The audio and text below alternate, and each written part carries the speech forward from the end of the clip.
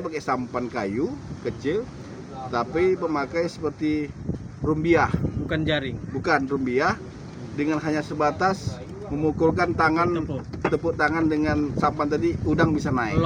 Melompat udang itu. Itu sangat tradisional kali.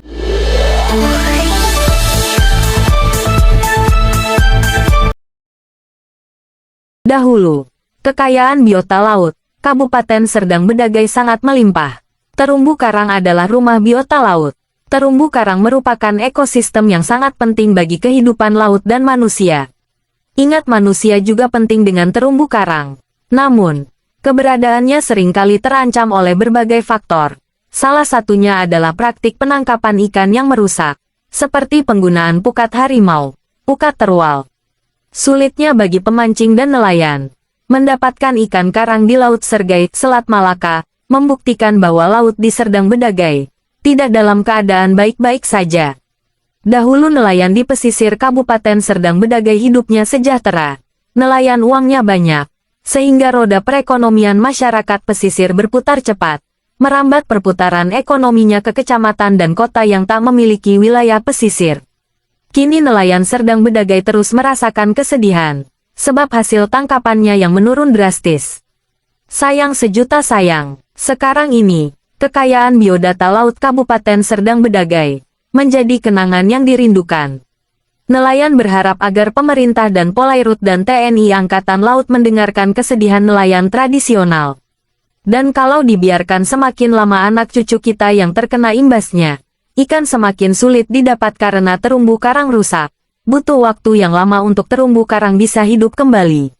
Ternyata, di balik berbagai macam ikan laut, udang, kepiting, cumi-cumi, teri Medan, gurita, kerang dan kepah yang sering kita makan sehari-hari di meja makan, ada nyawa nelayan yang dipertaruhkan. Tadi kita jumpain beberapa nelayan di Bagan Kuala ini, katanya sangat drastis penurunan hasil tangkapan nelayan. Kira-kira Pengulu, apa itu penyebabnya Pengulu? Kalau kita melihat penyebab daripada terumbu karang itu, kalau saya melihat hampir punah itu.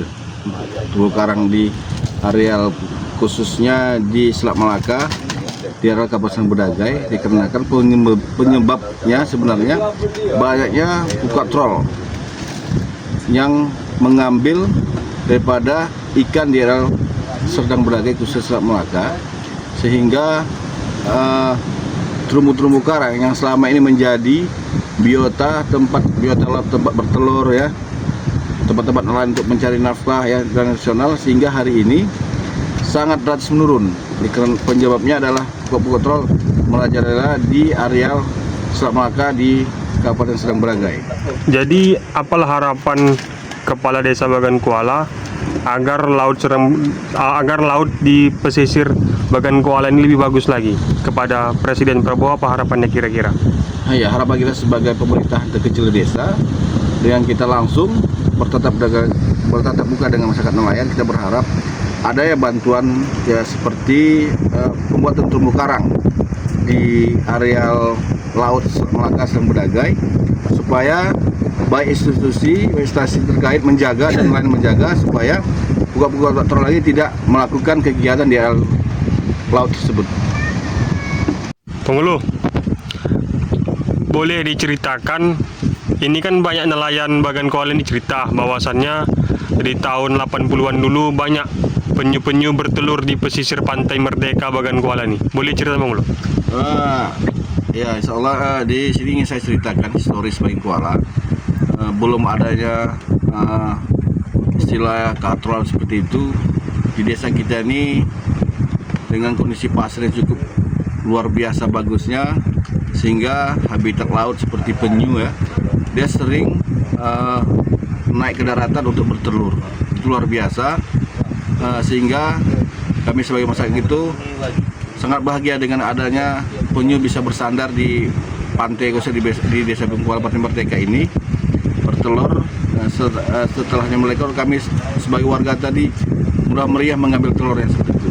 Jadi sekarang udah tidak ada seperti itu lagi, karena terumbu karang kita udah rusak semua seperti itu.